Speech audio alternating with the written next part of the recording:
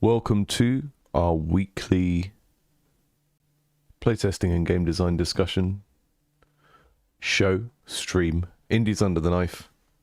I work my way through the backlog of games that you have sent in, and today we're looking at Brine and Frog Legs. This is kind of the closest you're going to get to a Halloween special.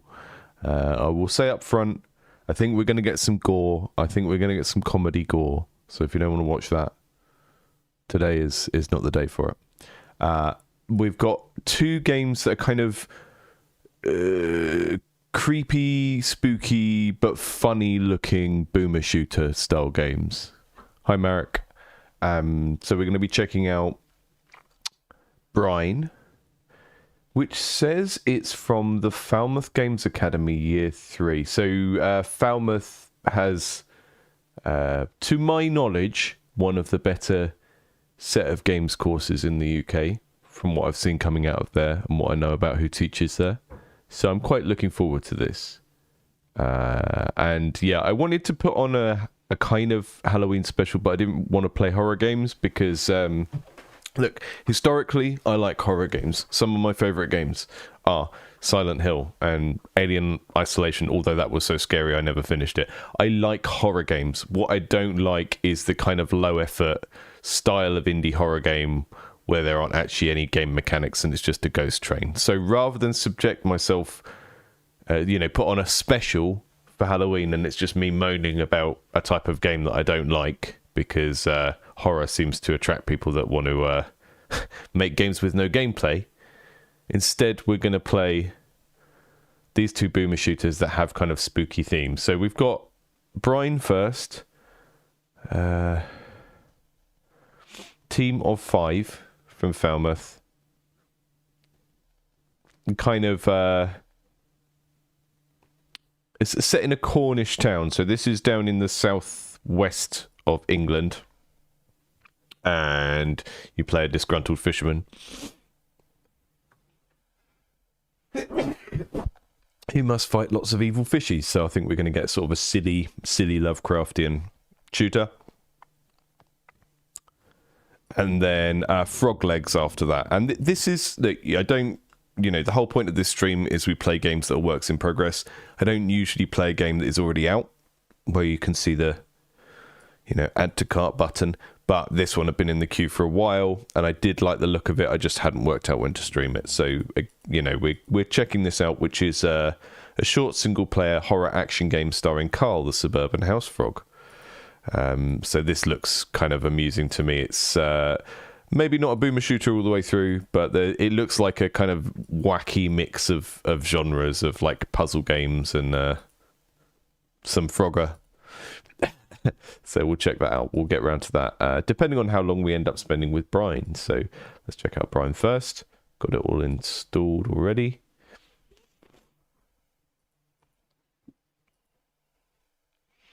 Thanks to everyone who subscribed to the channel in the last week, whether on YouTube or Twitch. We seem to be growing a little bit on Twitch since I started doing these multi-streams, which is cool.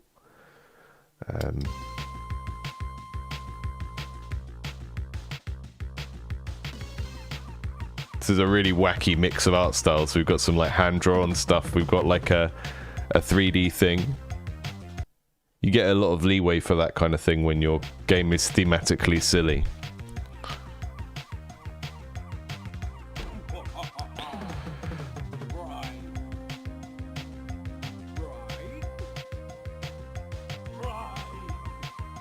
What a theme tune.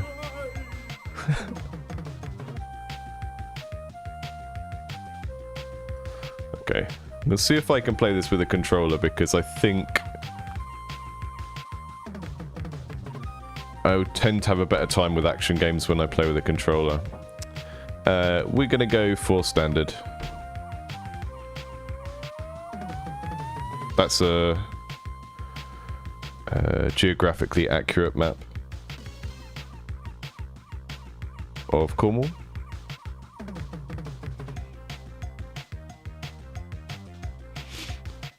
One of the oldest pubs in Falmouth, now the front of a fishy invasion.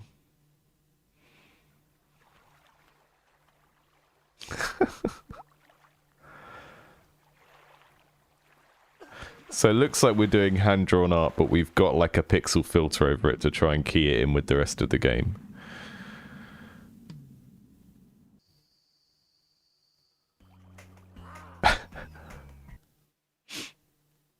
So Cornwall and Devon, Southwest UK, have this kind of vibe. And I think if you make a game that is set in a real place and it's somewhere that you're from or it's somewhere you spent a lot of time in, you really should sort of play on the kind of local mythology and stuff. So we're going into this kind of like fisherman versus silly Lovecraft type stuff here, I think. Hello. Am I supposed to murder you? These sort of, they're like 3D models to sprites, I think. They're great. Am I murdering you? Is that what we're doing? You don't seem to be fighting back, though. Okay. I love this, the way that the hand is animated as well. Really nice.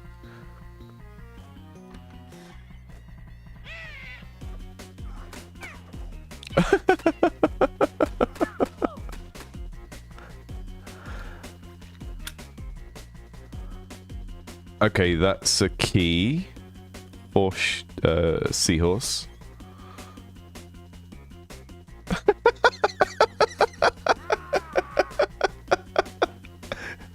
Best mirror implementation ever.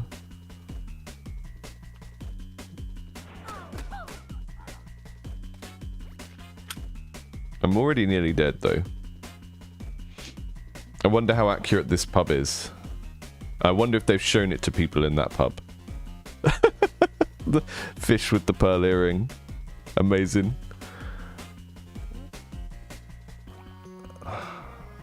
We'll see more of these, what's going on with all these bits of art.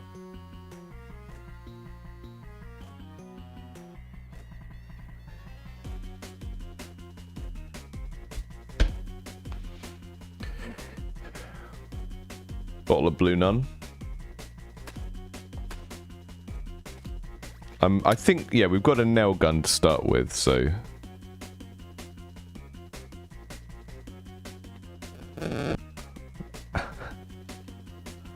Big. Okay, so... These symbols that you can see along the bottom are just the kind of key cards for the game. Right, so we're really going for Doom in terms of the level structure as well. Whoa, whoa, whoa, whoa, whoa, whoa, whoa. Okay, so when we see the mollusks, the mussels, those guys are fast. Right, we got the beer key. Get health from picking up scones. We've got secrets. Who are these guys? Look at him. Amazing. That's me. I wonder if these were concept images for the game and then they were just sort of put in as graffiti. Okay, cool. This is a really good first section because it's giving us a sense of like what to expect of the overall game structure. Okay. Excellent. We get health by drinking these things.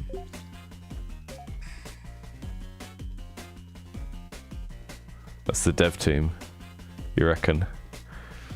Key, are you from the dev team? Is one of those people you?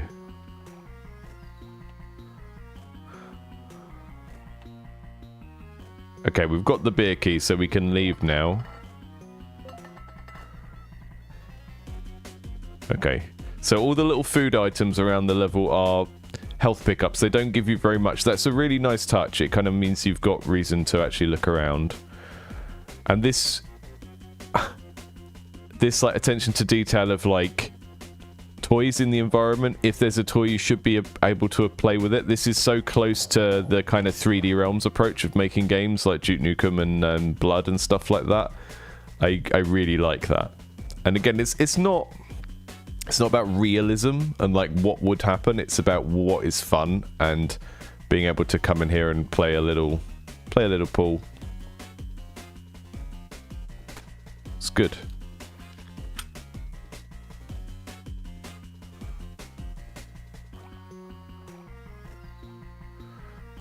Excuse me.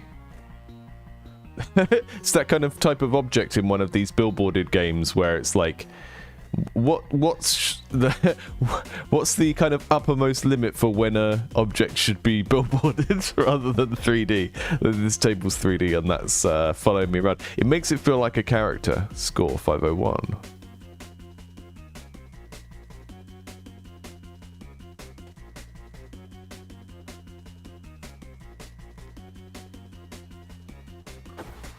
Oh, there's like an alt fire on the alt fire on the nail gun as well that lets you sort of charge it up with loads of nails. And I've got a kick. Look at my lovely fisherman boots. Hi Willem. This is great so far. I'm really impressed with what I can see. So we need to get the seahorse key and then come back into the pub. So I think the seahorse key is going to be outside, and to get outside, it's not in the games room. It was down this way, wasn't it? Yeah. Okay. Level layouts are good as well. Like, there's never a room that is just a room, and I think with this type of game, sometimes the space can get very abstract. This is a bit more like a real place, so it kind of gives you a mnemonic for, okay, the bar's down there, bedrooms are up there, da da da da. We never just have a kind of room that isn't a real place, and that makes it kind of easier to remember and get your way around. It's not the only way of doing good navigation, but it does help.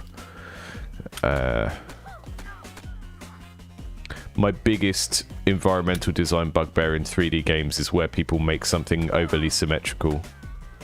Just because, like, the building is symmetrical in the real world, and it's like, okay, but that doesn't help people to remember which side is which and stuff. It's one of the reasons why post-apocalyptic works so well, because you can take real-world buildings that are symmetrical and then you can break the symmetry by wrecking them. Uh-oh, who's this? I don't even know what you are. Are you a dogfish or something? So I'm trying to work out if these guys were 3D modeled or if they were like made in clay and scanned, because they have that kind of quality of like the character models in the early Fallout games where they were made with clay and scanned. The music is indeed a bop, you're right. Objectively a bop. I feel like there's a way up onto there. Is that a...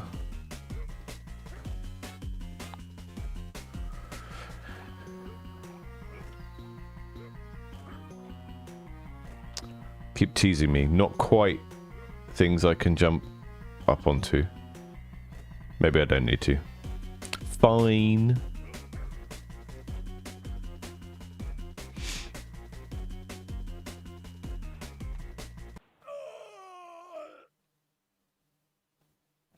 Oh, it's not. So one of the things you'll notice on itch, Tim, is sometimes things are set up as jams, but they're not really jams. So you'll often get stuff where it's like there's one called Feedback Quest, for example, where people can submit a game that they're working on long term into that thing. So people use the kind of jam functionality on itch to do all sorts of showcases and stuff that aren't necessarily actually jams.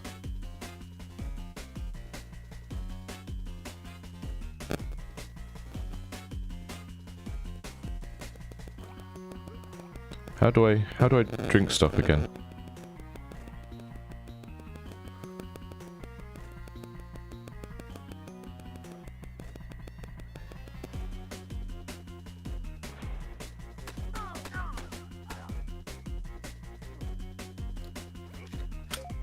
Ah, okay.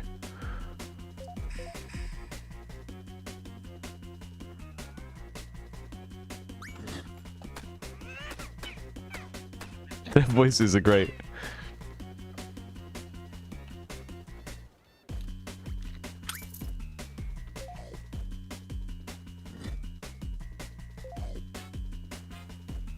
Cornish pasty gives you like a health overcharge, which means what it should do is make use of that health overcharge and go straight outside. Oh, if I can't, yeah. Still getting lost. Because I've got extra health that I got from that Cornish pasty, so I might as well go on a rampage.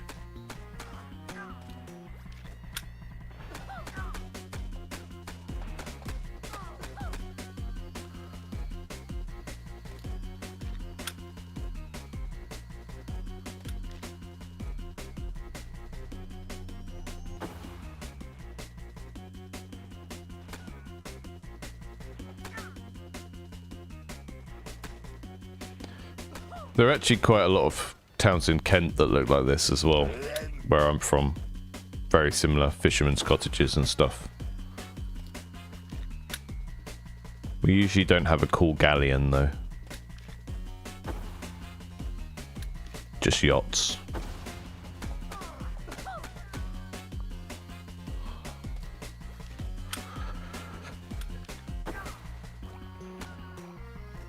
The 1% have got to have somewhere to keep their yachts.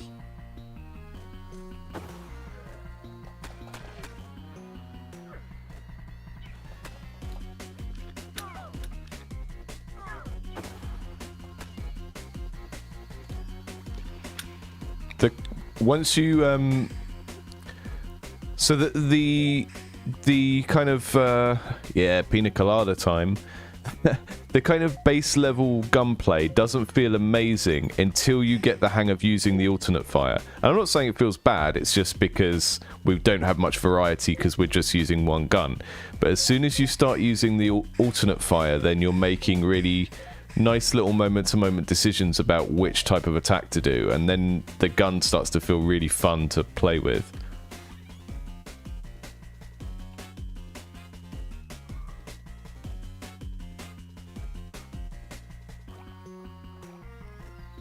This is the best mirror implementation I've ever seen in a game. Where's my gun?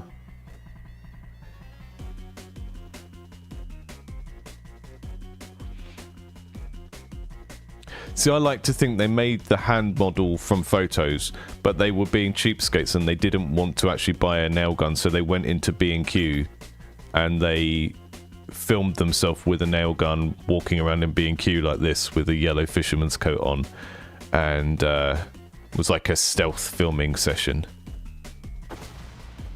Nice. Oh. I almost don't want to kill those guys. A secret place.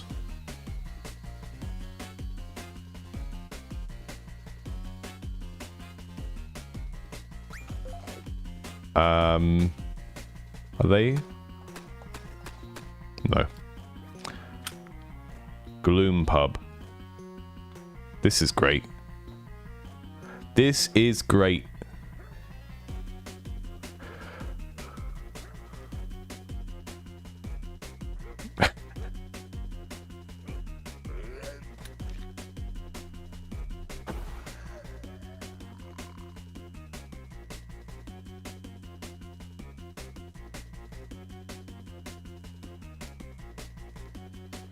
Is this your fish people castle?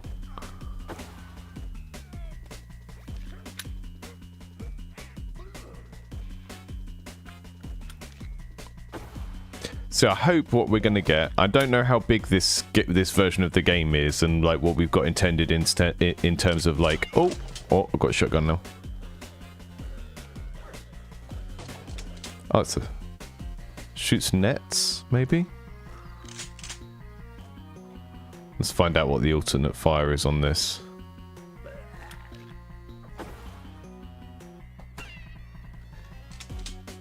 I've got no ammo left for that.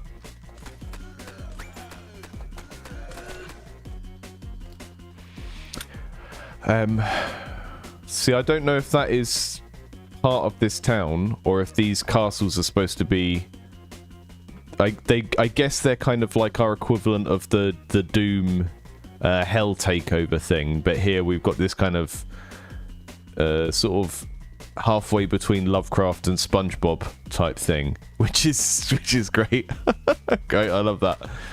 And I think what this suggests for like the overall game, and I don't know if we go there in this version, but one of the things that they did in like Duke Nukem, and I think they did in a lot of these games actually, was sort of like the overall structure of all the levels was like a kind of descent into the belly of the beast. So you would start off in a real world place. You would get a sense of like being invaded, and oh, here's a place that we want to protect and stuff. And then you would gradually go into the alien base or the hell pit or something, and it would become kind of gradually scarier. And I do remember those games feeling scary when I was a kid. When I played like Duke Nukem or Shadow Warrior or Blood or something, those games kind of, they look goofy now, but they were genuinely quite atmospheric and scary. And particularly when you got into later levels when it was like, oh, I'm in enemy territory and it's all kind of weird and trippy stuff. I mean, Quake was like that all the way through. Quake was all Gothic castles, which means it didn't have that kind of descent into the belly of the beast narrative in terms of how it was built. But I think Doom had that. So I don't know if we're going to get gradually taken over by Lovecraftian SpongeBob.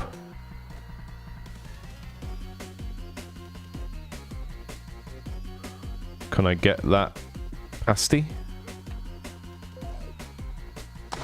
Oh, I can swim. Okay, of course I can swim.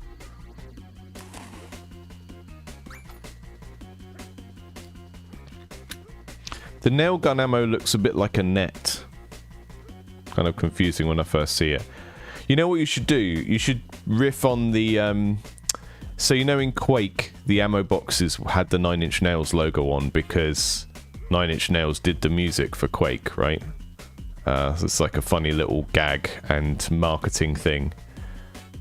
You could either put the musician's thing on the nails as a nod to the Quake 9 Inch Nails thing, or you could just make up a British industrial band from Cornwall.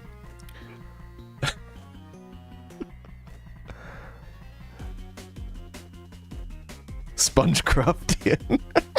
SpongeBobian horror. SpongeBobian horror. He lives in a pineapple under the sea. Absorbent and... what is it? Absorbent and something, and porous is he. If nautical nonsense is something thou wishest.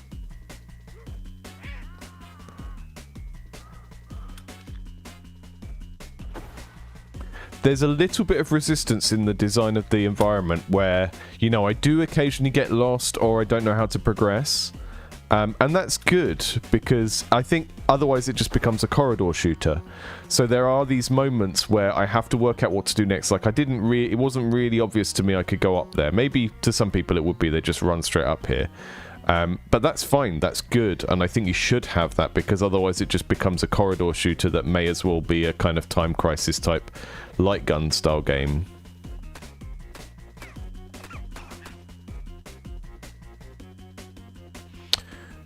We need to have a ship's wheel key now, which I guess we'll get from going inside the ship. Hi, Arthur.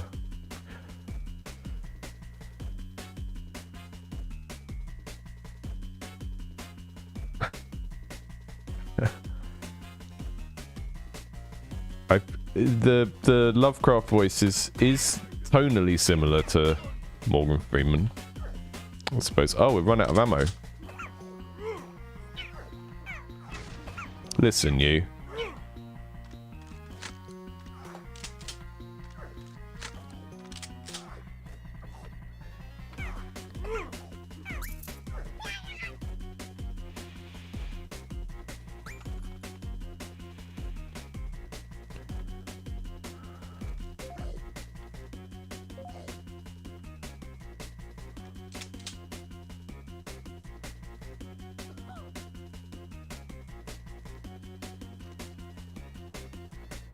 Yeah, opening up the level design gradually is a good shout, because you want to give players like the first 5 minutes just to learn how to move the character around and shoot things and not get too lost.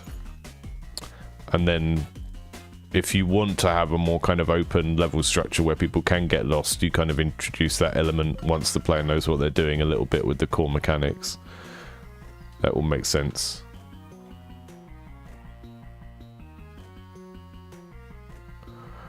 My Lovecraft audiobook voice is just a sort of standard. This is just how people read those kind of audiobooks, isn't it? It's kind of like Vincent Price, but Vincent Price is up here.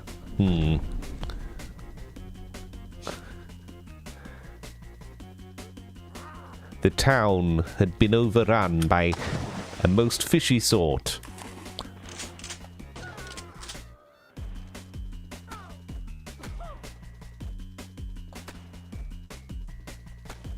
I like that we get those nice big projectiles we can sidestep.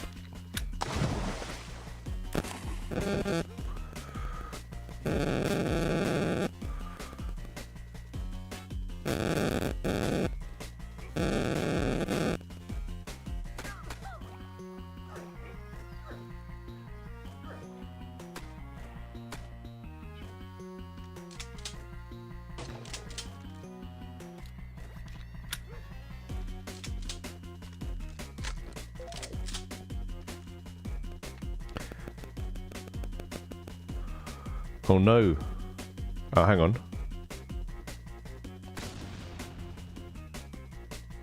That's great. It gives the impression that the castle has fallen down to here, but I'm guessing that these were here already. These piles of sand. That's really neat.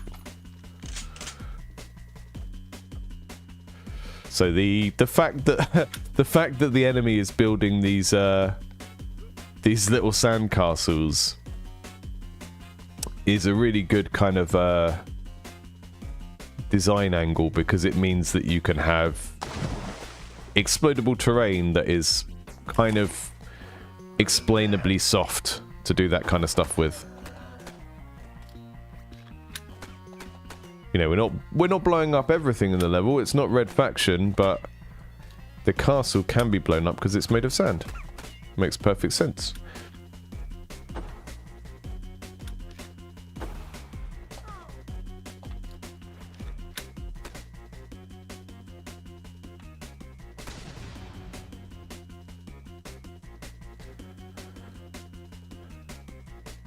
I missed the Obra Dinn. I mean, I haven't actually played Obra Dinn yet. Missed that reference. I need to put it on the list. I need to put it on the list for the Friday streams. The Friday streams are when I just work my way through a list of indie games that I should have played by now but haven't yet. And I put Silk Song on the list and I will never play it. I don't really have strong feelings about Hollow Knight. I just bounced off the first one about an hour in, and people that love it just really love it, and I like winding them up.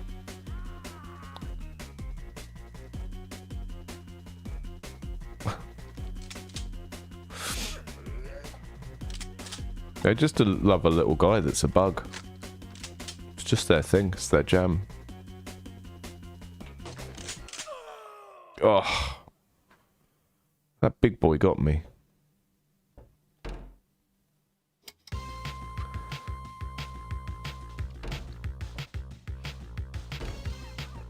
I'm going to play it on the easiest mode so we can try and get a bit further.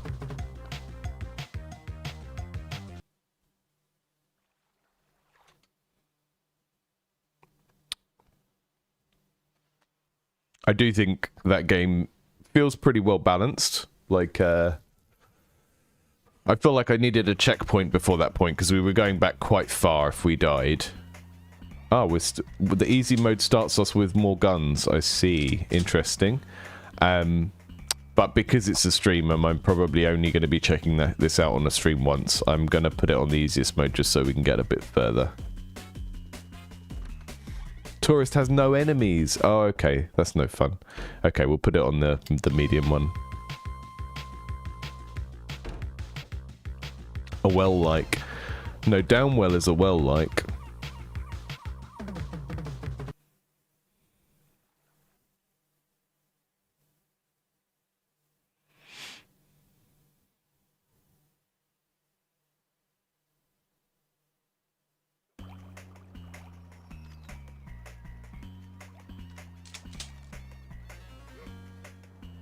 Okay, we got to go down to the basement. We got to get the beer key.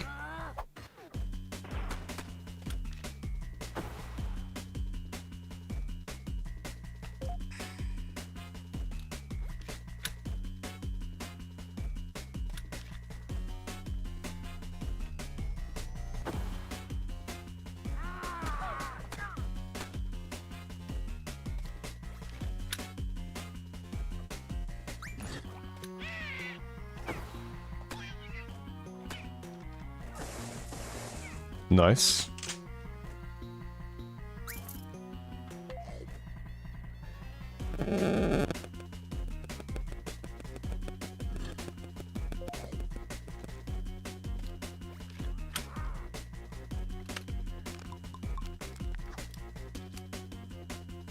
Oh, it's a fish and chip fryer cannon. Of course it is.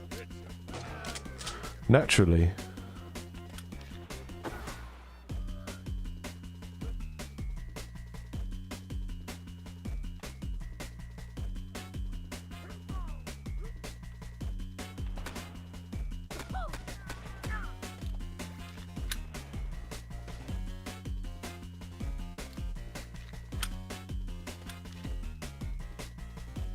Where's that big boy? I know there's one of them around here somewhere. There he is.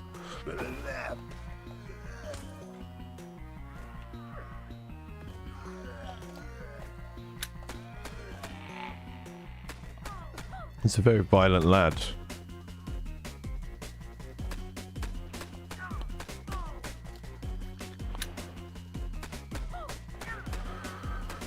Yeah, I want to use the deep fryer, but I'm trying to wait until we get into a harder bit.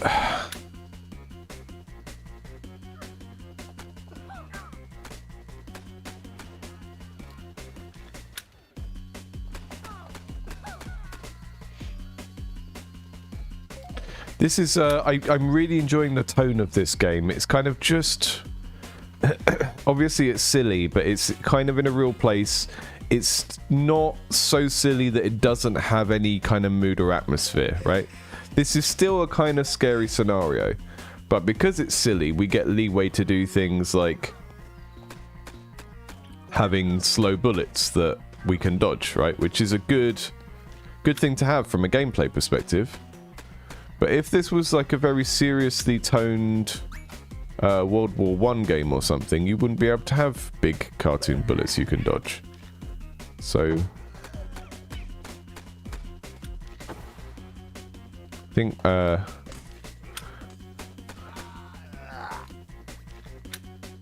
this is a thing that will be like patently obvious to, I think, most people that follow this channel and most people that have a similar kind of view on games to me, but there's like a subsection of the game dev community, and I'm gonna say it, they're mostly Unreal devs who are like really into games being simulations and games looking really cool and realistic in a particular way.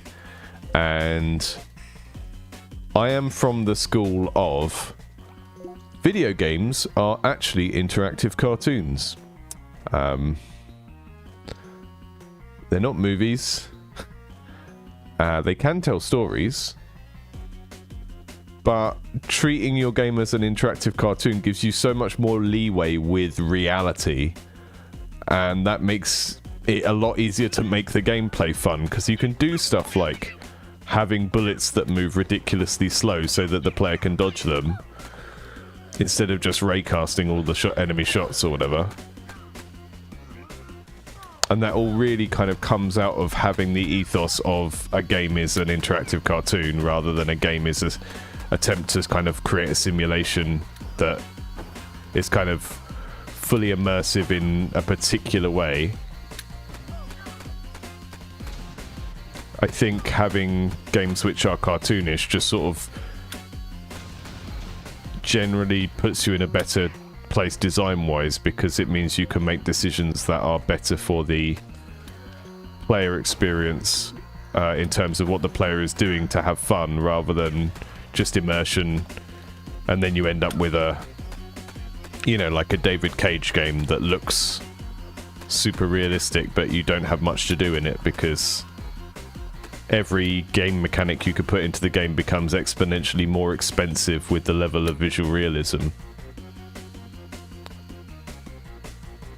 And like I said, I think people who follow this channel and are actual fans of indie games won't find anything I just said strange or even that interesting, but there's definitely a type of person that wants to make games and isn't really interested in indie games and sort of exclusively wants games to be Unreal Engine, super high-res textures, overly simulationist. And hey, you can make simulationist games. That's fine. But the vast majority of indie games take the approach that a game is an interactive cartoon and are better for it.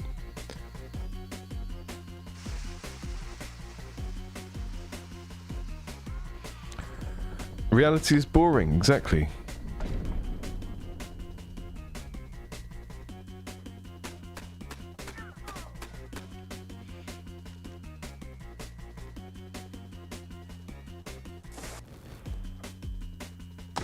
Oh.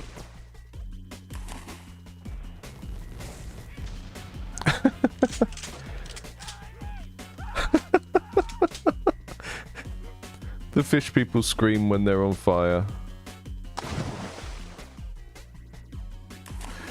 Yeah, and it's, you know what, it's fine. Yeah, Arthur in the chat said that you forget that there are people out there that exclusively play Fortnite and COD.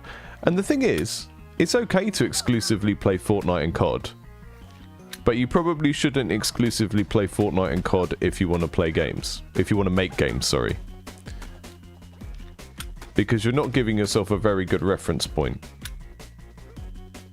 And if you exclusively play Fortnite and you want to make games, you should just make Fortnite maps.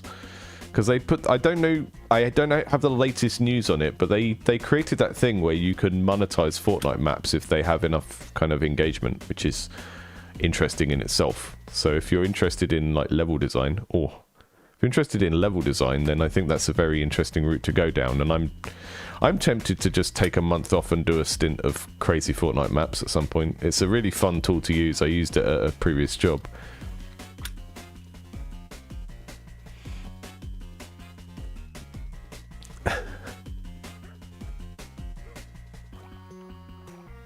Okay, so we got the ship's wheel key, and we came back round in this loop. And then I'm a little bit confused about where to go, but I think it's over there. Yeah, that's where I went last time, and then I died.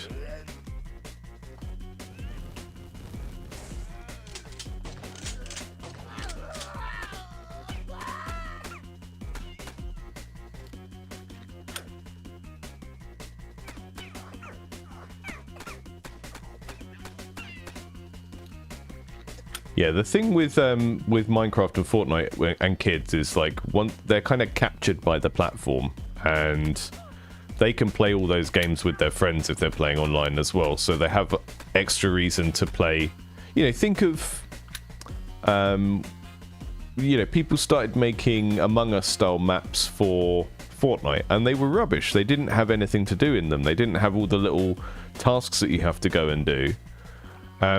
But because they were the first ones on the platform, then people would still play them because there were people that only play that and won't go and play Among Us. And I think it's why I think making an indie game that is specifically aimed at that age group is usually a hard sell, and not something I would bet a business on, because that age group aren't necessarily interested in going off the platforms that they play games on.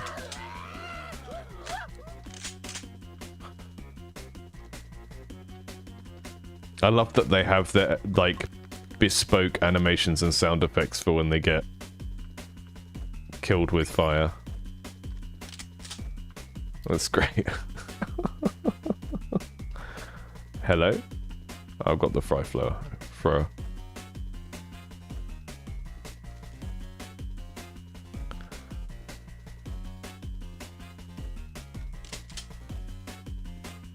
Interactive cartoon, pseudo-metaphoric, exactly. Everything is metaphor. And it's there to help you understand the gameplay and to make the gameplay satisfying, and that's the primary concern of the art and the theme, you know?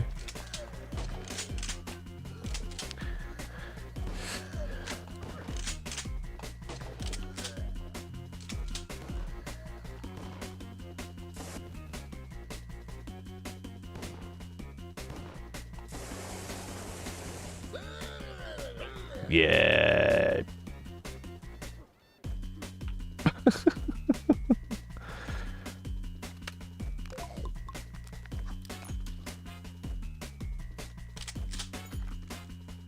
Okay, so it's giving me lots of ammo for the fly thrower now, which is changing the feel of the level because it's now kind of a case of I've got loads of ammo, but I need to get close to the enemies to be able to use it, which is a new guy. Can I blow that car up? Maybe not.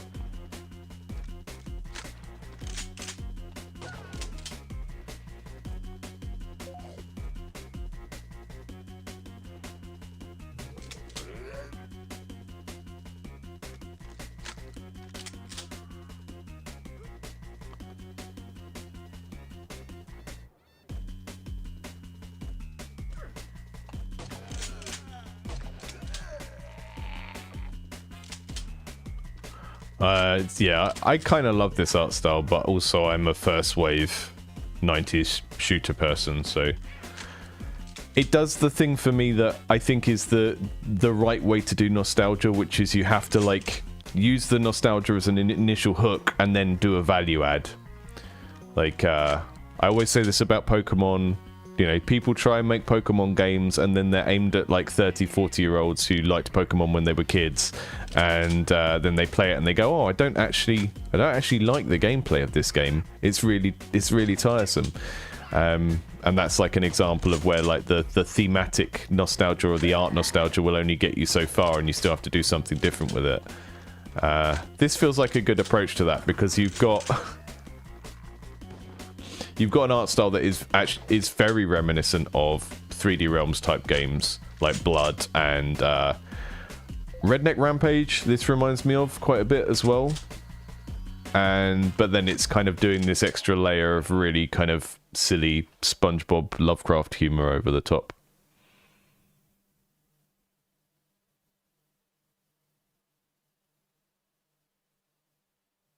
Oh, I haven't used the... okay, yeah, I haven't used the alt fire on the...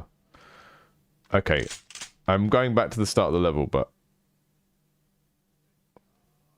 Well, did it just cover them in oil?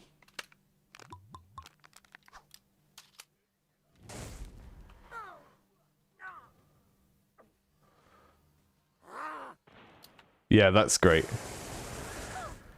I like the approach you've done to weapon design as well, which is just to have a few and get them feeling really distinct from each other. That's neat. Okay, we're going to move on to frog legs in a minute, but I think this is really fun. There's some great kind of level design considerations. I think it does a lot of good stuff there. I like that the weapons are all different. I like that they all have an alt fire.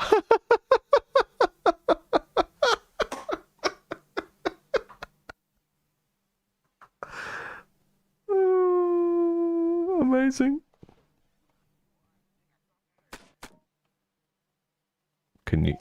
You can eat them? Of course you can.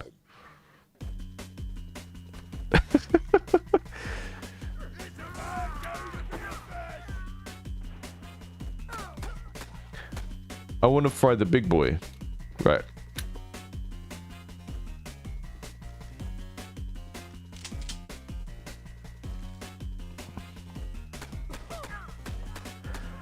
I also really like that approach that your weapons are kind of like gags on like norms in the genre. Because a game like this is like the most people who buy this are going to be people that have played like 10 of these games, right? It's niche, it's got a niche appeal. So everything you do that is going to make that specific group of people laugh or whatever is good. So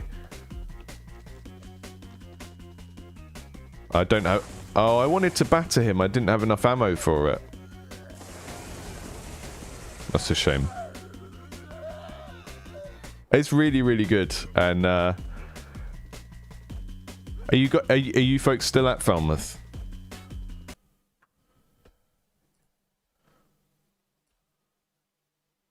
Does Tanya Kraswinska still teach there?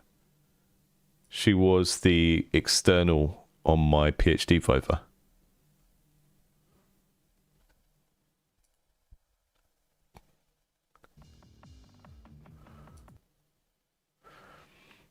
Yeah, if you tuned in late, that game was called BRINE.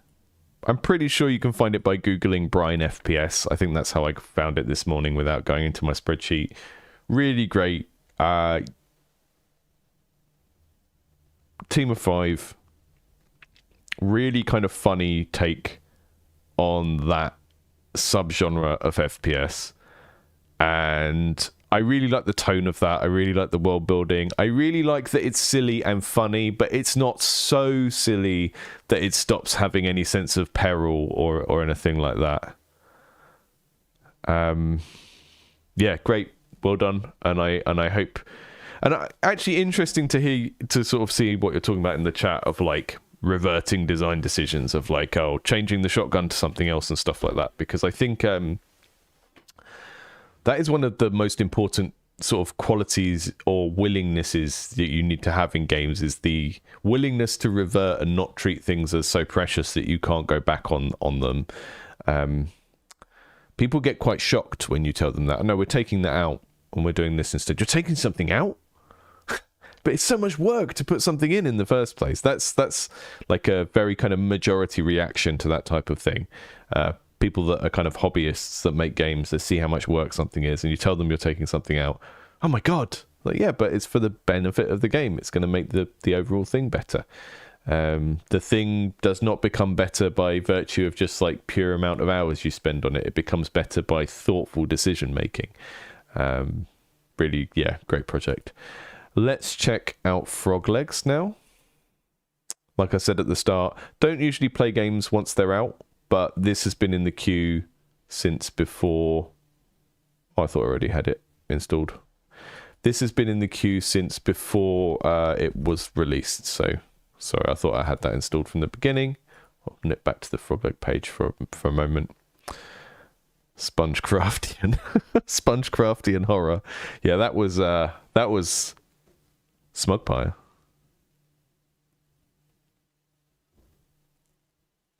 So yeah, I think I would really try and lean into that idea of like a descent into the belly of the beast type thing, where you gradually kind of move from the real world type environment into a world that's kind of mainly their world, you know? So I kind of think of, you've got you know what you could do? Is Tintagel in Cornwall or in Dorset? I forget. Where is Tintagel? Yeah, it's in Cornwall. Do a level based on Tintagel, because you can do like this crazy cliff castle thing. I don't know if you've been there. Have you been there?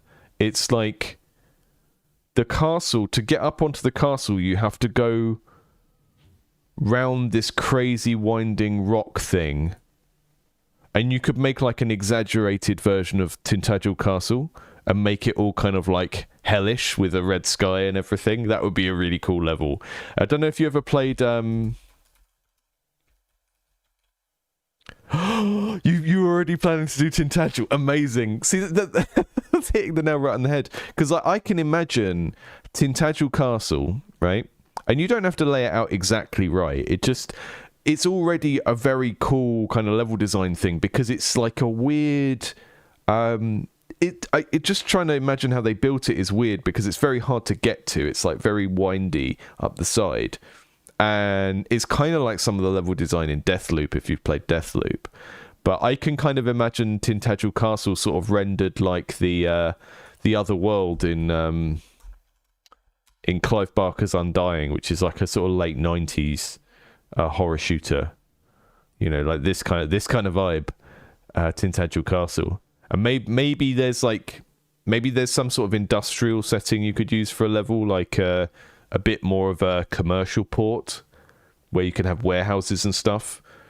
and then it would be good to do something where you're kind of going into the under the sea realm, like I don't know, maybe you have like a cruise ship, or maybe you do something where it's literally you are in a massive sandcastle type thing. Yeah, and this is the thing, like not every game that I stream is a game for me. And like one of the things I'm always telling people about the overlap between design and marketing, like people, you know, common theme in the game dev meta is people don't understand the distinction between marketing and advertising. You know, advertising is telling people about something, marketing is making it for them in the first place.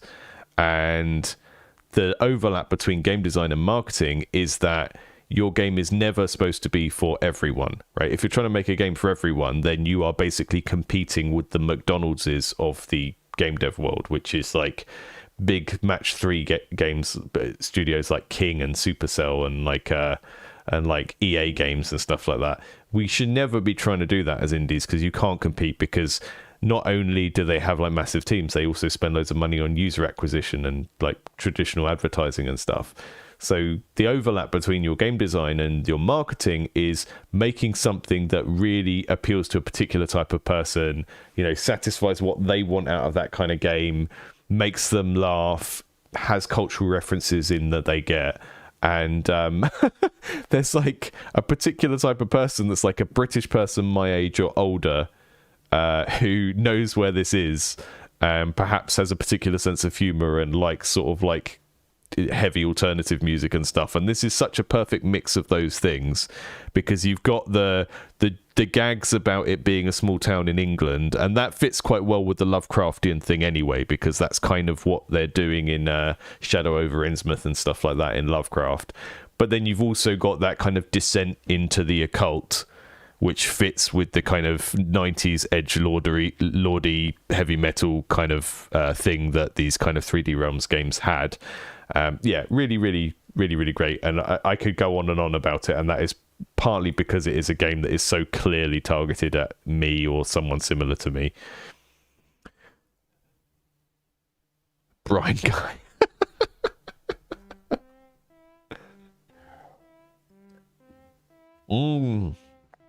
I didn't know we had a Cornish Atlantis. That's fantastic. Yeah, that's the other thing, is like when you do your thematic research, you want to get all the stuff that people know and expect, right? So if you tell me we're making a gothic horror game set in Cornwall, I immediately go, oh, you need to go to Tintagel. And then you go, okay, yeah, we're going to Tintagel. And it's like, okay, these guys have done their homework. And then you add this extra layer of like, I don't know anything about Cornish Atlantis. It's like meeting people halfway on their interests and then doing a value add. That's really cool. Okay, we're going to check out Frog Legs, which I think is a tonally quite similar game. This is going to be a silly game by Elliot Dahl. I think this has some boomer shooter elements. I think it has some horror elements. I don't check these games out that thoroughly before we put them on the stream, because there's just not that much time, and I review somewhere between 100 and 200 games on this stream in the course of a year. So there's going to be bits of boomer shooter. We're going to get bits of other games. I think this is that kind of weird genre switching type game. Let's check it out.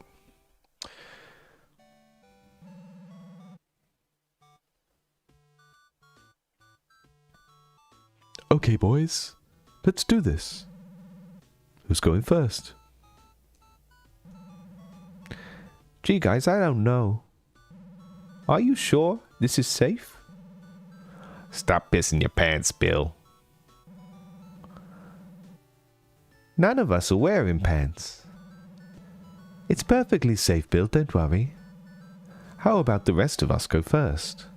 Then you'll see it's safe. Okay, I guess.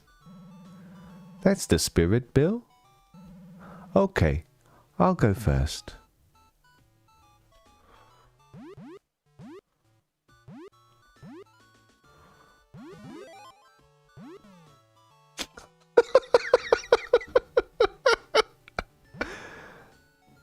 Isn't okay, the green one is coming back to life, though.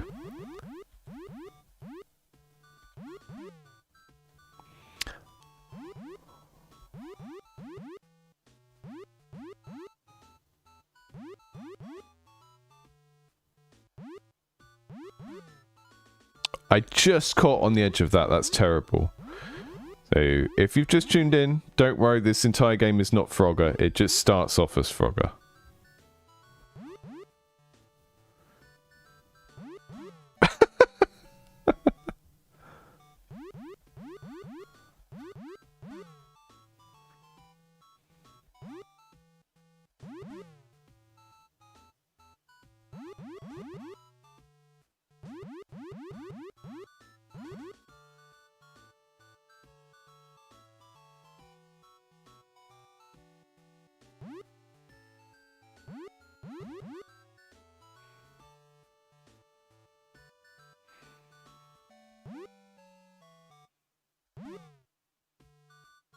Am I supposed to go in the blue? Oh, I'm supposed to go in the blue.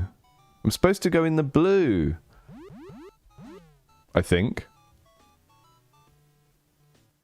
No, I'm not supposed to go in the blue. I am supposed to go on the green, but it's just not very forgiving. We're never going to get past the Frogger intro. We're just going to be stuck here for the whole game, just Froggering it up. That's fine.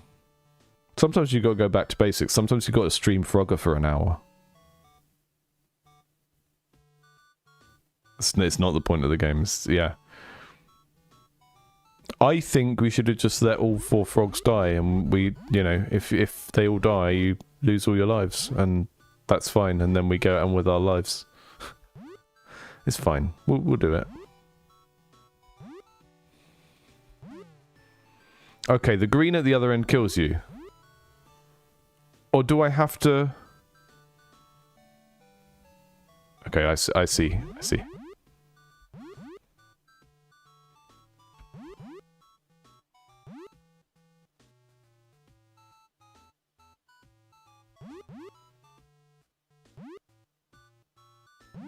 Okay. That's how it works.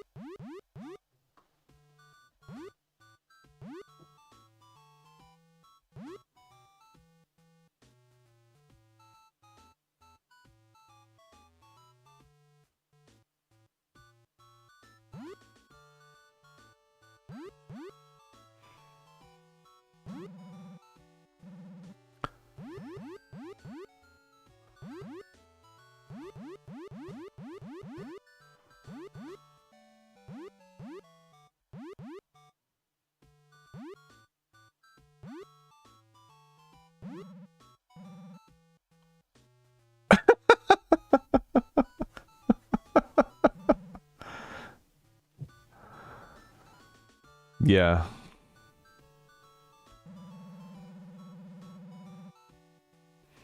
Is it just me, or are the cars moving faster? I believe in you, Bill.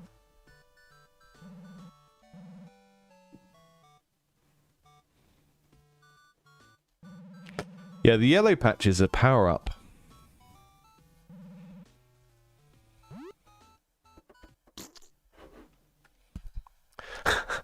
See, what I thought we were doing at the start of that scene was just like taking an old format and saying, instead of these being 4 lives, they're 4 characters, and once they're dead, they're dead. But then we did something else with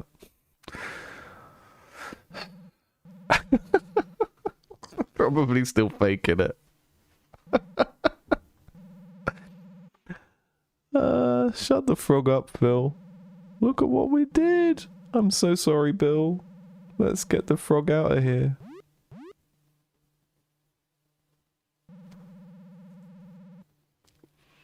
Carl, we've been hopping for hours.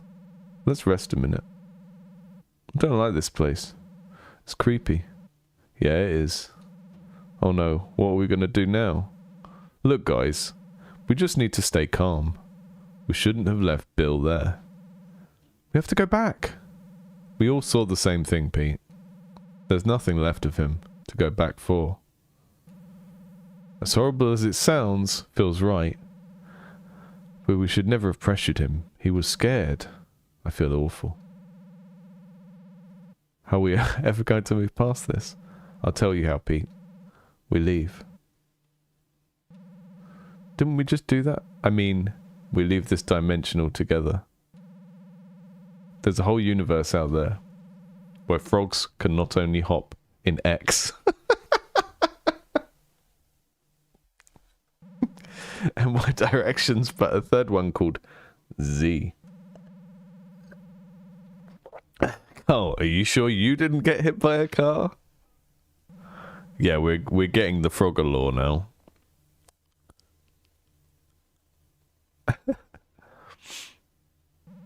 We can hop forward and backwards, left and right, and that's it. There are no other directions.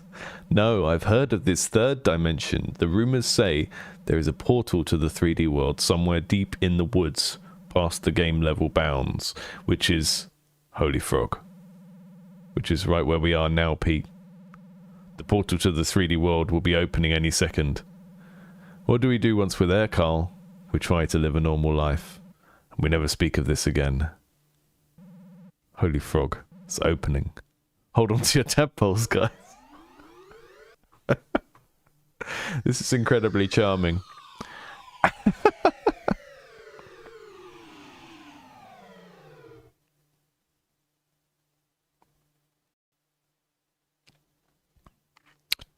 Two frog years later. It was safe, Bill. I swear to God. No! It's okay, Carl. You're just having one of your night terrors again. Son of a frog! That really scared me. It's okay, hon. I'm glad you're up anyways.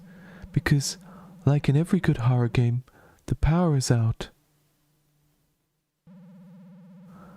Why don't you grab the flashlight on your nightstand and see if you can fix it? Okay, hon. Oh, and Carl? Yes, hon? Hurry back to bed. You know I'm one horny toad. I'll hop to it then.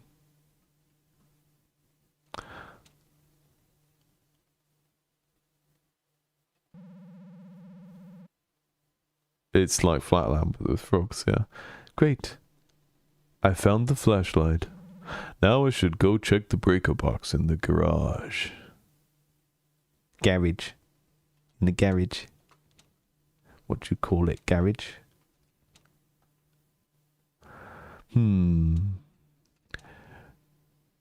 My love, why do we not have anything in any of our drawers? Or in the wardrobe? I think the burglar has already been here and taken all of our things.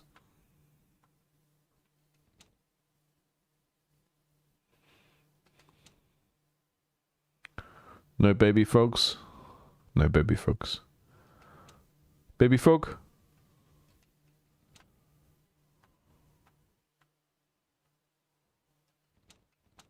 So many things you can open for no reason.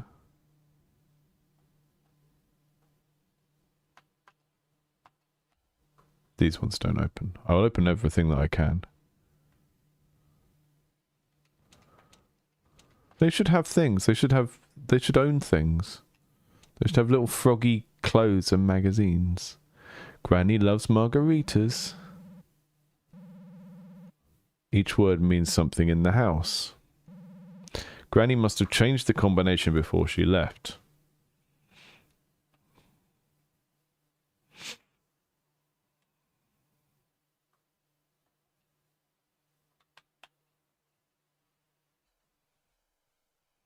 I think we're getting some partial controller implementation stuff here where, yeah, I have to switch the mouse for that.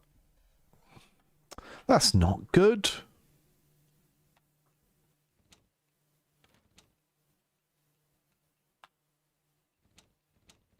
Here we go. What's this? A spare fuse. Now all I need to do is get that fuse box open. Okay. Locked.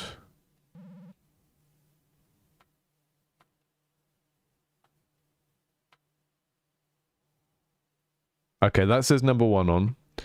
That means the second out of 3 numbers is 1 because Nanny loves margaritas and that's got a number 1 on it. And it's a heart for love, so. Margaritas, there's 2 of them. So something 1, 2. Oh no, 3, 4. 4 margaritas in the kitchen. 5. 5 margaritas. Okay, so the kind of general emptiness of the house is a bit justified because it stops the puzzles getting too confusing. So we got 5 margaritas. The code is something 1, 5.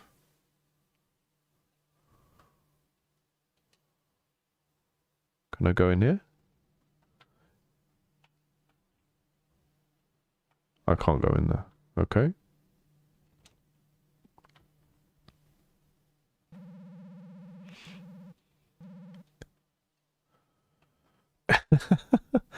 Why not both? Why not both, Stiltonator?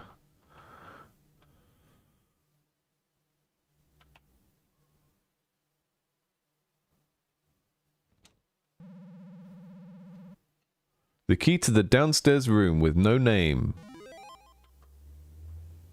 Yum yum.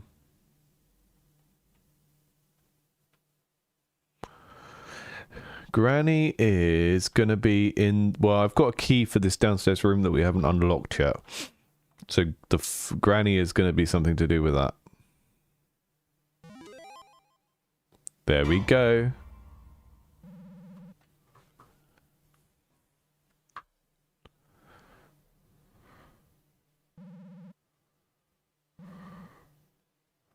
Oh, she's got a margarita, which makes it 6 margaritas.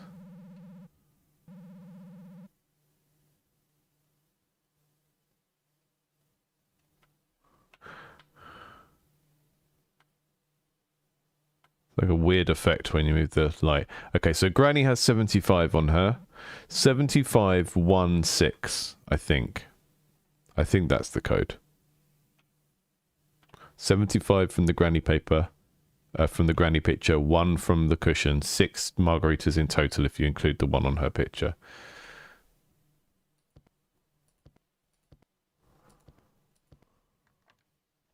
Yeah.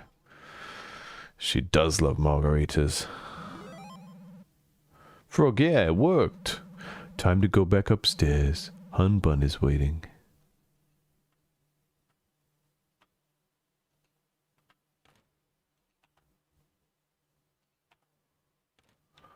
But not before I've satisfied my autism.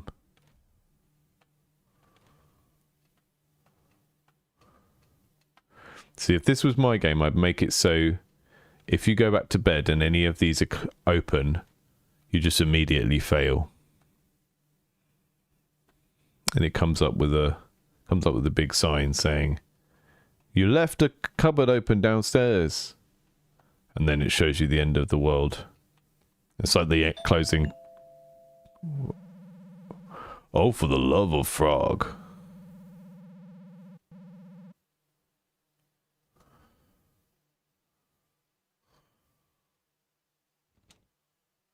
That's the wrong side. People generally don't walk around the house and ring the doorbell on the back of the house. There's no one here. There's no one here. Frog this, I'm going back upstairs. I'm locked out of my own house.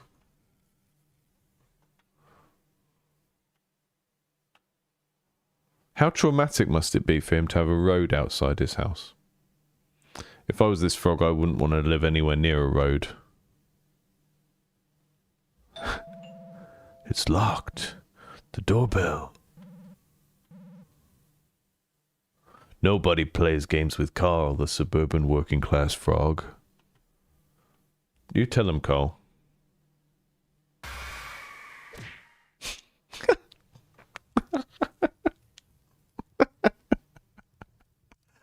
Got demon jump scared. By a doom demon. My frogging head. Where the frog am I? I'm locked in a dungeon. Help, help. There's no one here. I have to find a way out. That light effect is really giving me some slowdown.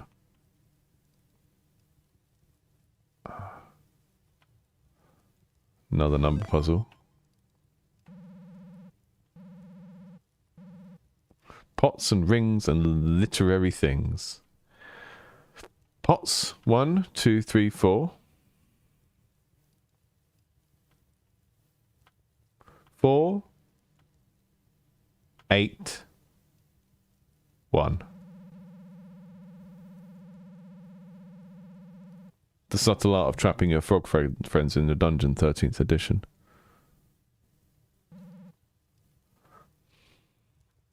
1, 2, 3, 4. 4, 8, 1, I think. I can't type the number in. I can't use the controller. I have to click.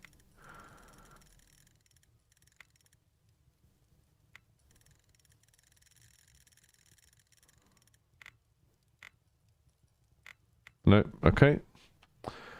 Maybe there are more rings. There's a ring over there, if that counts. No, that's not a ring.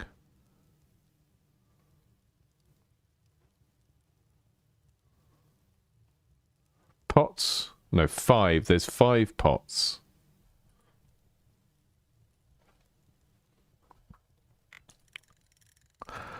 I know it's a convention in sort of indie horror games to use E to activate things, but I really hate it when we have a mouse and a mouse control and then the click does nothing. It does my head in. It feels really wrong. Pots and rings and literary things. The pots are... There's not any pots in the other ones from what I can see. I can't see any rings elsewhere as well. I don't think I'm supposed to see anything out there.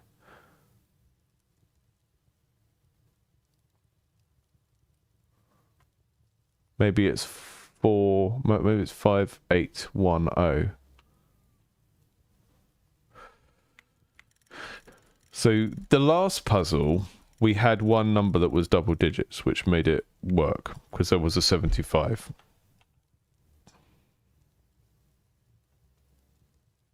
But we also know it was a bit tricksy because there were like margaritas that were hidden away.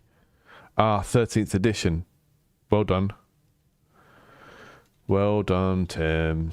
Right, we go for 3 here then.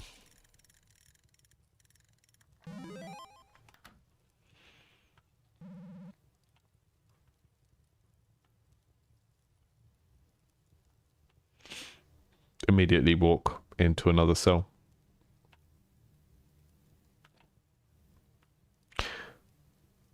Who's this?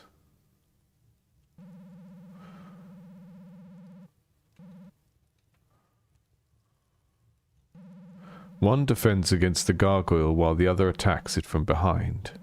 A riddle. Wonder if it has to do with these other statues. That's the gargoyle. That's attacking the gargoyle.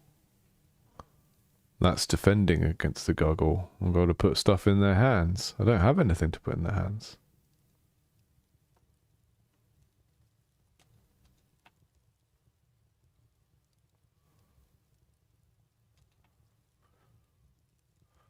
Who's got the, is there a shield? There's the shield. Okay.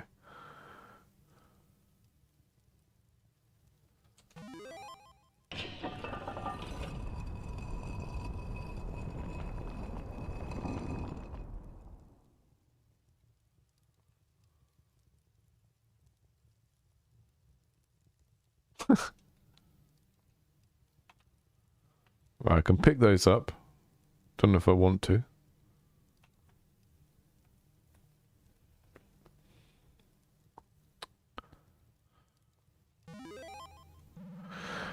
Best slow cooked.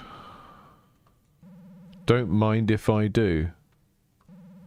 I find your froggy face humorous. Okay, so that will be ribs, that will be skull, and that will be the humorous is in the front, the elbow, isn't it? So don't mind if I do.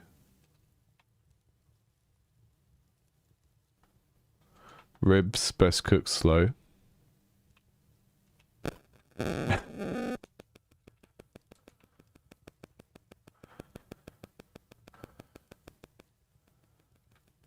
That would be the humorous, won't it? Is that a humorous? Any bone experts in the chat today? Uh-oh. Uh-oh.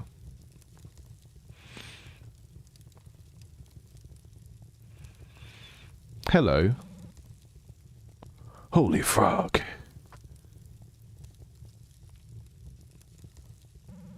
Hunbun, Phil, Pete. Are you guys okay? Yep, doing just fine, slowly roasting over a dungeon fire. I'm using a controller at the moment. I think this one might be a better one for keyboard and mouse, actually, because I've had to switch to mouse a couple of times for some of the puzzles. Those demon frogs are from the 2D realm we left behind. I don't know how they got here, but I do know you'll need a 2D weapon to kill them.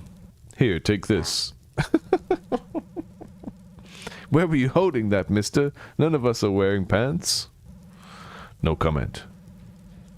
Rip it and tear, Carl, rip it and tear until it's done.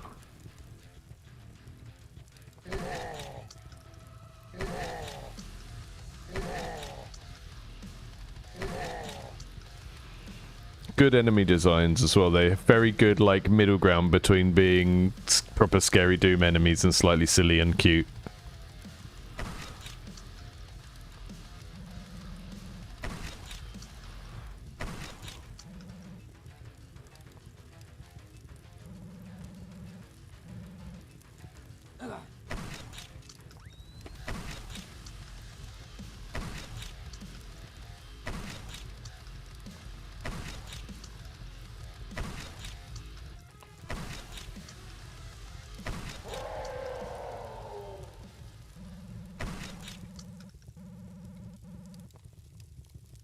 There should be a fire extinguisher somewhere around here.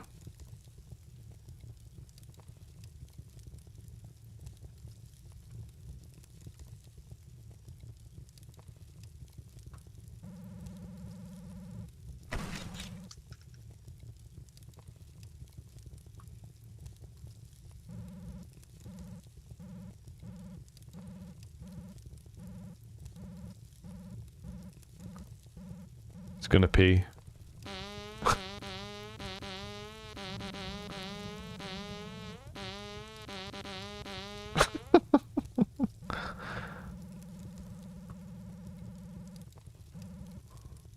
Amazing. Frog wife extinguished the fire by farting on it.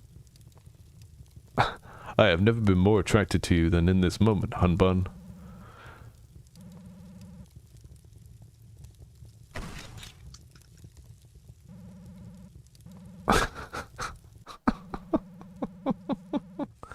Well, this doesn't look ominous at all.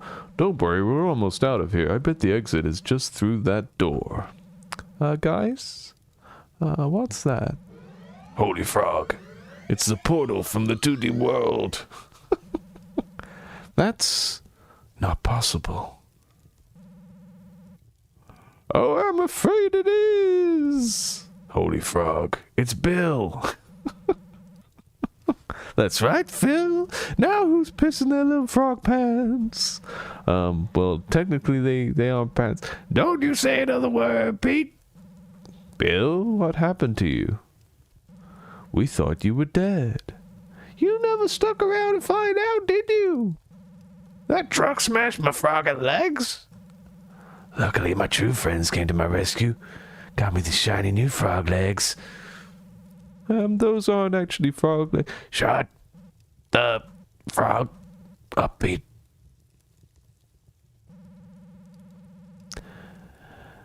After I take care of Carl here, you're next. Oh, don't worry, Carl. You barely feel a thing when my new frog legs smash your little frog head like a green grape.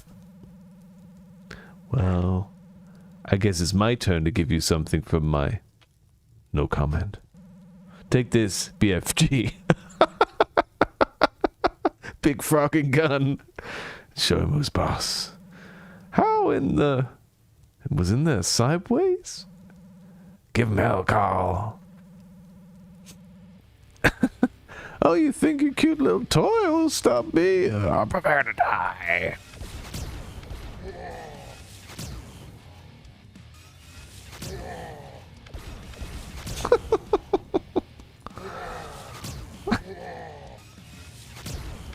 Oh, Bill, you weren't a challenge at all. I don't think Bill is meant to be a challenge. My legs, my beautiful frog legs are ruined. I'm sorry, Bill. We never meant for any of this to happen. No, I'm sorry, you guys. Yeah, you pressured me into crossing the street and then left me to die. But that's no excuse for befriending the demon frogs from the 2D realm. And then kidnapping you all. And then hanging you guys over a fire and trying to kill you. I just felt so alive with these new frog legs. And it felt nice to be cared about. We care about you, Bill. I know I gave you a hard time before, and I'm really sorry, Bill.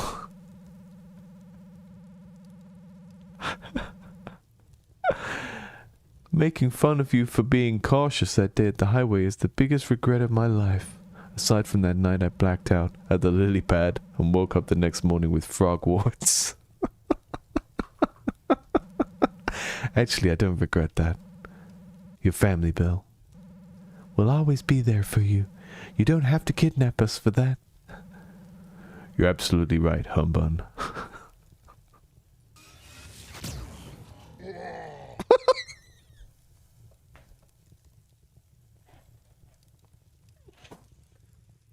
Ludonarrative dissonance. Ludonarrative dissonance. Ludonarrative dissonance. Get in, guys. We're doing ludonarrative dissonance.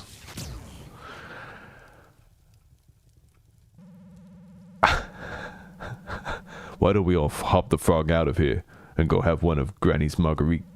The portal. It's opening back up.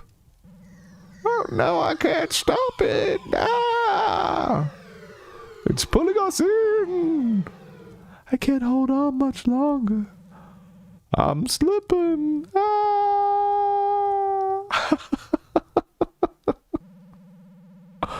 Oh, frog in hell, not this again.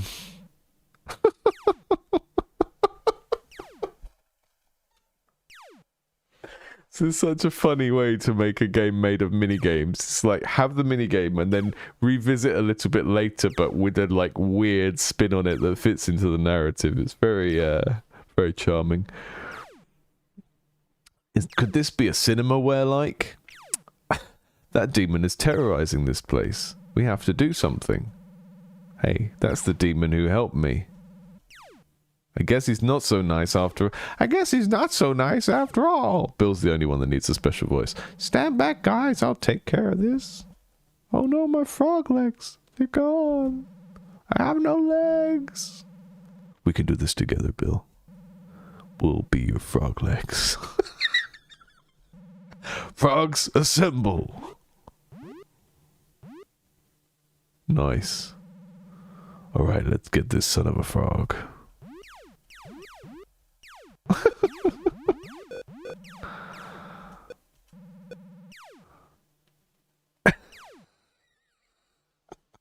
It's too strong! Son of a frog. What are we gonna do now?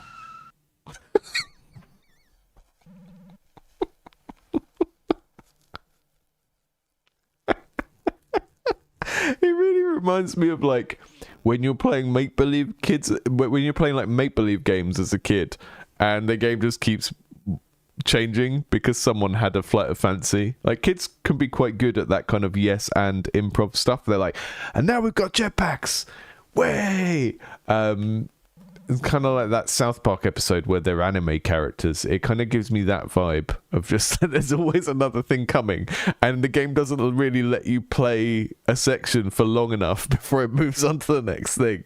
And that's not a criticism. I think that's really funny and charming in the context of this game. That it's just like, yeah, we're not going to do any gameplay for longer than 5 seconds because the whole tone of this is like little kids improvising. I really love it. When Grandma came to rescue us with the armored margarita van. Whoa. She just blasted that demon with a margarita missile.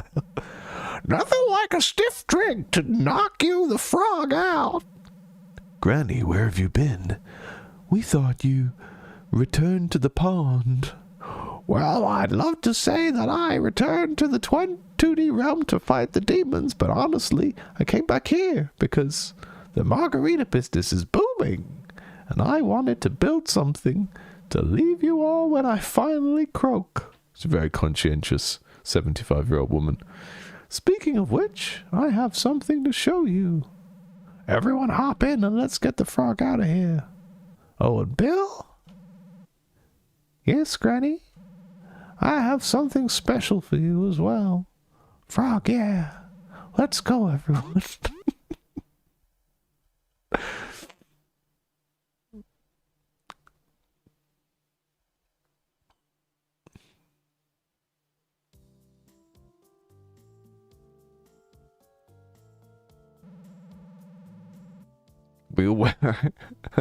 Welcome to Granny's Margaritas. What a great bit of art.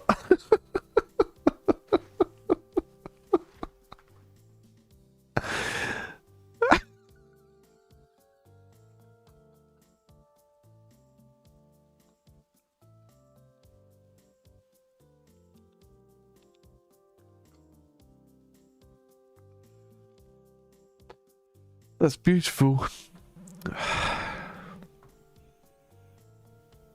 Home of the Margarita Missile. Guaranteed to knock you the frog out. Granny, your margarita hut is amazing.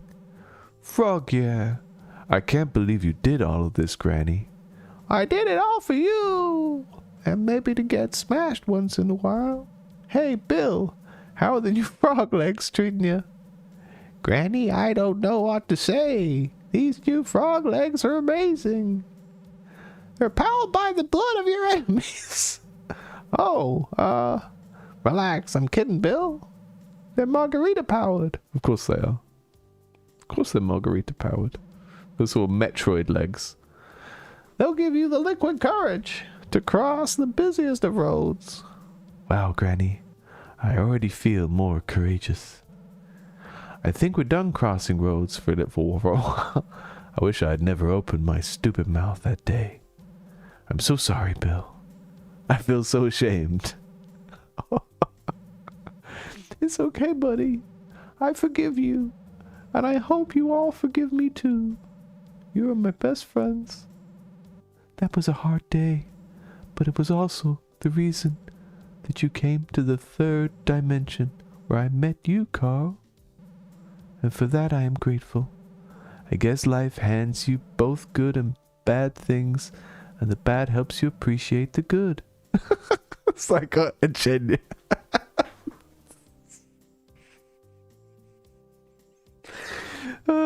You can't make a game this silly and then just have like a genuine Saturday morning kids TV moral, and yet they did do that.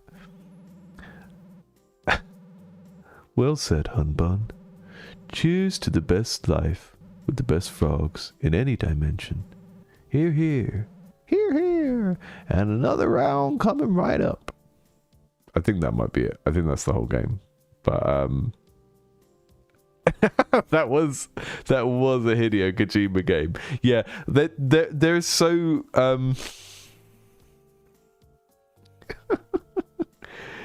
there's such a small window of that game where you're actually doing something, but we've got some nice puzzles that are well designed. The story is incredibly charming.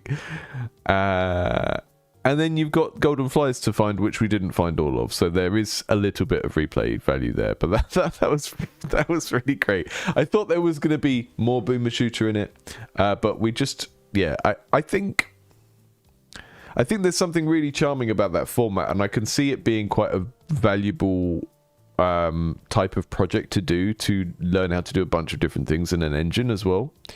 Because if the person who made this had just made the shooter, they would have never done all of those kind of dialogue story bits. And if they'd have just made the puzzle game, they would have never done the action bits and stuff like that. So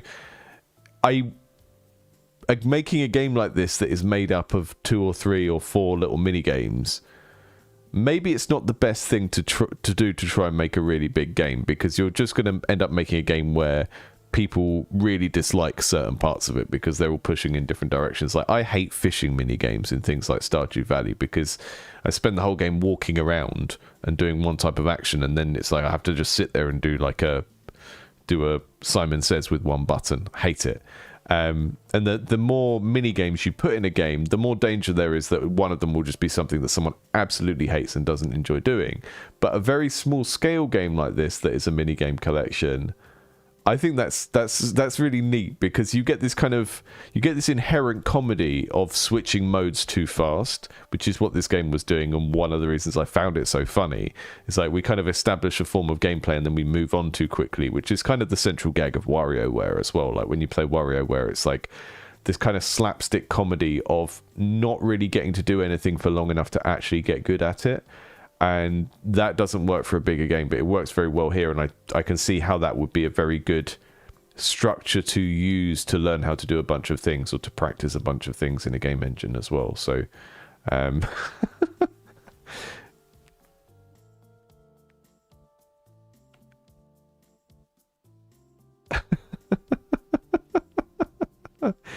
never finished a Hideo Kojima game.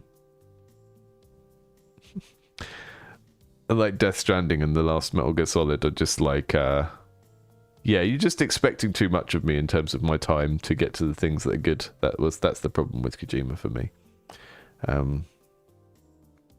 You just want condensed Kojima games starring frogs, where there's a nice little moral at the end. When life gives you frog legs,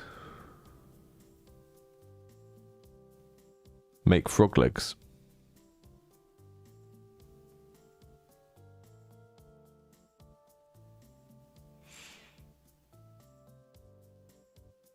I had a friend from France before, and sometimes when she was speaking in English, she would say the adjective after the noun, right? So in French, you would say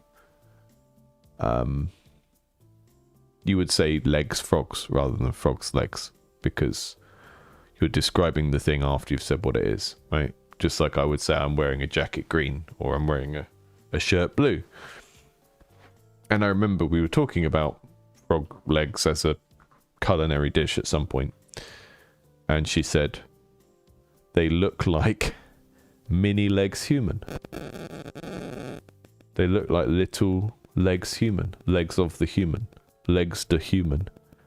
And that stuck in my memory. It's just funny turn of phrase. I mean, pointing out that they look like little human legs is funny and gross anyway.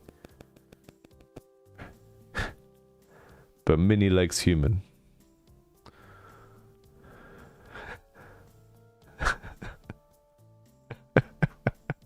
We don't use the F word around here. It is a toad.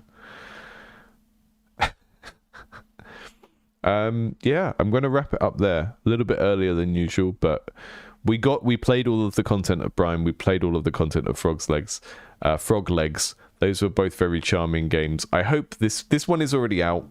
Like I said, don't usually play games that are actually out on a Thursday stream, but it seemed like it fit the bill for a kind of goofy game to play for Halloween.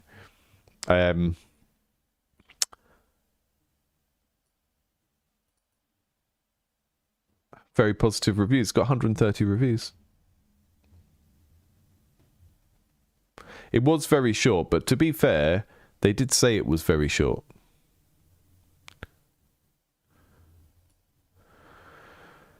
So yeah.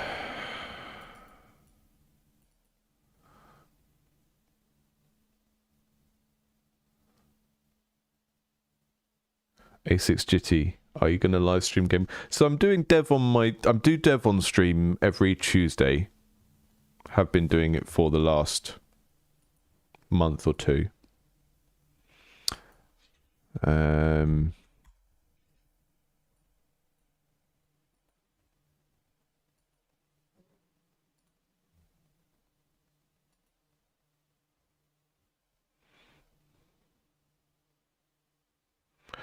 So yeah, these Game Maker streams are when I'm streaming the dev work on my game. I do occasionally do like kind of pure design stuff, but to be honest, on a game this size where it's one person working on their own, I don't do a lot of design in the sense of like documentation type stuff. I have things like mood boards that I occasionally go back to like think through certain things, and sometimes there will be something where I need to explain it to an audience and think about it out loud, so I will go over to a mood board and I'll do it in here. But a lot of the design is just happening in my head and as I code it, which doesn't work for a really big structured project. But the Dirt World game I'm working on isn't going to be a massive game. You know, it's going to be like a 8 to 10 hour game or something. So yeah, I'm streaming that every Tuesday. I do occasionally hop on and do additional streams that aren't scheduled. But yeah, have a good one, Stiltonator. And tomorrow morning, game from my backlog, Karamara. So what I'm doing most Friday mornings is just playing an indie game that's like a commercially released game that I've been wanting to check out. So tomorrow, again, because it's Halloween, going to check out Karamara because it looks pretty cool.